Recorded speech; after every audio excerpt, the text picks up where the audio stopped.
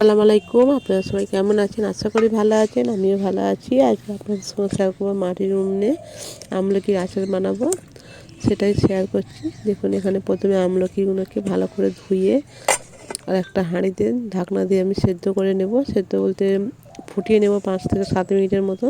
তারপরে এখানে কী কী মশলা আছে দেখুন: গোটা জিরে, ধনিয়া গুঁড়ো, জিরা গুঁড়ো, সর্ষে আর মৌরি দিয়েছি, আর শুকনো লঙ্কা 3-4টে নিয়েছি। এটা ভালো করে শুকনো কড়াই ভেজে নিতে হবে অল্প আঁচে পুরো।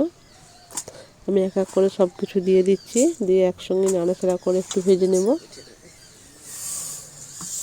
পুরো ভিডিওটা স্কিপ না করে দেখবেন, আশা করি ভালো লাগবে। একটা লাইক দিয়ে ভিডিওটা দেখবেন। চ্যানেল নতুন হলে চ্যানেলটি সাবস্ক্রাইব করে পাশে থাকবেন।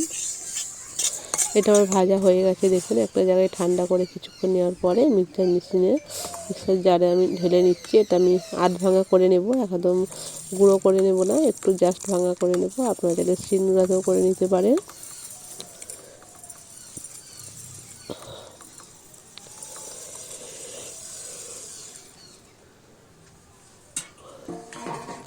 আর এইদিকে আমার আমলকিটা 10 মিনিট পরে আমি সেদ্ধ করে নিয়েছি। সেদ্ধ হয়ে যাওয়ার পরে এটা এবার গরম পানিটাই ফেলে দেবো।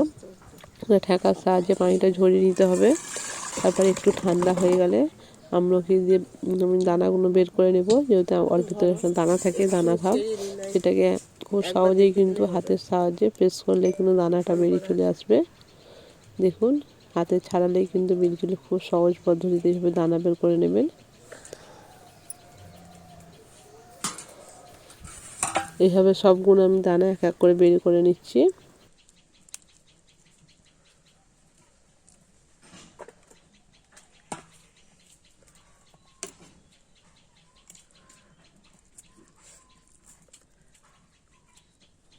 দেখুন, হয়ে গেছে বের করে না। এবার আমি কড়াতে আবারও সরষের তেল দিয়ে দিচ্ছি। তেলটা ভালোভাবে গরম করে নেব। গরম হয়ে যাওয়ার পরে এখানে কালো জিরে ফোড়নে দিয়ে দিচ্ছি। কালো জিরে আর আদাকে শুধু আদা কুচি দিচ্ছি। আদাকে একটু থেতো করে নিয়েছি। দেখুন, বেটে নেওয়ার পরে আদা আর কালো জিরে ভালো করে ভেজে নেওয়ার পরে এখানে আমি আমলকি দিয়ে দিচ্ছি। আমলকি আর কালো জিরের সঙ্গে ভালো করে নাড়াচাড়া করব কিছুক্ষণ ধরে, যাতে আমলকির এক্সট্রা পানিটা বেরিয়ে যায়, একদম ভাজার মতন হয়ে যায় সেরকম। তারপরে এখানে লবণ দিয়ে দিচ্ছি, মরিচ গুঁড়ো, হলুদ গুঁড়ো সামান্য দিয়ে আবার একটু কষে নেব। 2 মিনিটের মতন কষে নিতে হবে। দেখুন, কষানো কিন্তু হয়ে গেছে। এবার এই পর্যায়ে দিয়ে দেবো আখের গুড়। আপনারা চাইলে এখানে চিনিও দিতে পারেন, খেজুরের গুঁড়ো দিতে পারেন। আমি এখানে আখের গুড়টা দিচ্ছি। আখের গুড় দিয়ে ভালো করে একটা নাড়াচাড়া করতে থাকবো। আখের গুঁড়ো যেহেতু রসটা বেরোবে। দেখুন, কিছুক্ষণ নাড়াচাড়া করার পরে এরকম হয়েছে। এখানে আমি দিয়ে দেবো মশলাটা, যেটা আগে থেকে আমি বেটে রেখেছি।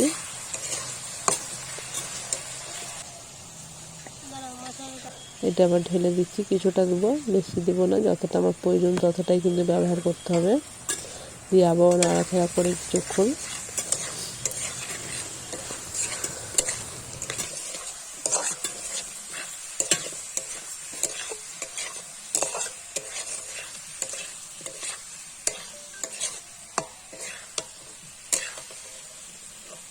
দেখুন, আমার আমলকি আচার কিন্তু তৈরি হয়ে গেছে। এইভাবে নাড়াচাড়া করে জিনিসটা কিন্তু এরকম মাখো মাখো হবে।